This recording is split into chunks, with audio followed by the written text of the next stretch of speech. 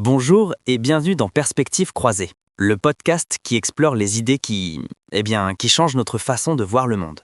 Je suis Alex. Et moi, Chloé. Aujourd'hui, on s'immerge dans la pensée de Frank Lobvet, un thérapeute et penseur contemporain qui bouscule nos certitudes sur le bonheur et le développement personnel. Son idée maîtresse, l'acceptation radicale de soi. Pour comprendre sa vision, je crois qu'il faut revenir à son histoire. Il raconte avoir pris conscience de sa capacité non pas en méditant, mais en vendant des bonbons. Il savait instinctivement quoi dire à chaque personne pour la convaincre. Ah oui ? Oui, car il percevait, sans même le nommer, ce qu'il appelle sa structure. C'est fascinant, parce que ça démystifie tout de suite le sujet. Cette structure, c'est l'ensemble de nos croyances, conscientes et surtout inconscientes. Il explique que la vie qu'on a est le miroir parfait de cette programmation intérieure. Consciemment, on peut se dire « je veux la paix ». Oui. Mais si on vibre la guerre à l'intérieur, c'est la guerre qu'on expérimente. C'est logique en fait. Et c'est là qu'il introduit un concept Ok. qui va complètement à l'encontre de toute l'industrie du bien-être. Face à une vie qui ne nous convient pas, notre réflexe, c'est de vouloir changer, de travailler sur nous. Pour Lobvet, c'est précisément ça le piège. C'est tellement contre-intuitif. Il dit que l'acte même de vouloir se changer, c'est un acte de non-amour. C'est comme dire à l'univers « la personne que je suis maintenant ne convient pas ». Et l'univers, qui ne juge pas, il répond simplement « message reçu, je vais te le prouver ». Waouh. En nous envoyant des expériences qui confirment ce sentiment d'inadéquation et on tourne en rond. Donc la véritable porte de sortie, selon lui, ce n'est pas la transformation, mais l'acceptation. Et pas seulement de nos qualités. Il nous invite à accepter d'être tout ce que nous sommes. C'est-à-dire ? Généreux et radin, courageux et lâche, gentil et parfois détestable. D'embrasser pleinement cette dualité. C'est un point clé. On passe notre temps à vouloir être seulement la moitié acceptable de nous-mêmes. Juste la moitié lumineuse.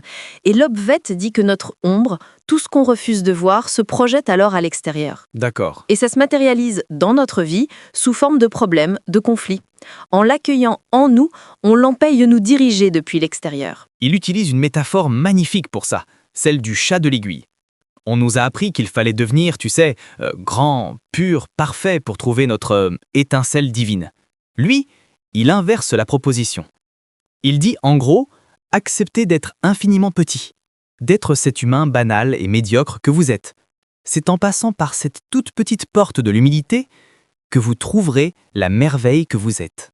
Et la souffrance dans tout ça n'est plus une fatalité, c'est un signal d'alarme qu'on crée nous-mêmes. Quand on en a vraiment assez de répéter les mêmes schémas douloureux, la souffrance devient si forte qu'elle nous force à arrêter de blâmer l'extérieur et à se dire « Ok, le seul point commun à toutes mes expériences ratées, c'est moi ». C'est là que le vrai travail commence. Un travail qui n'est pas un faire, mais un être. C'est juste vivre sa vie. Chaque événement. Une facture à payer, une rencontre, une panne de voiture. Oui, le quotidien quoi. Exactement. C'est une occasion de ressentir une émotion. Et vivre cette émotion, sans la juger ou la fuir, c'est ça qui résout l'équation énergétique du moment. La vie elle-même est la thérapie. Finalement, c'est une invitation à voir la vie comme un immense jeu. Un jeu où on a oublié qu'on était les joueurs. C'est ça. Des êtres divins venus expérimenter la matière. Se le rappeler, ça ne fait pas disparaître les difficultés. Non, bien sûr.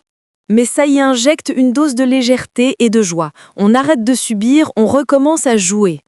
Si on devait résumer la pensée de Lobvet en une phrase, ce serait peut-être arrêtez de vous battre. Déposez les armes dans cette guerre contre vous-même. La paix que vous cherchez à l'extérieur se trouve dans l'armistice que vous signerez à l'intérieur.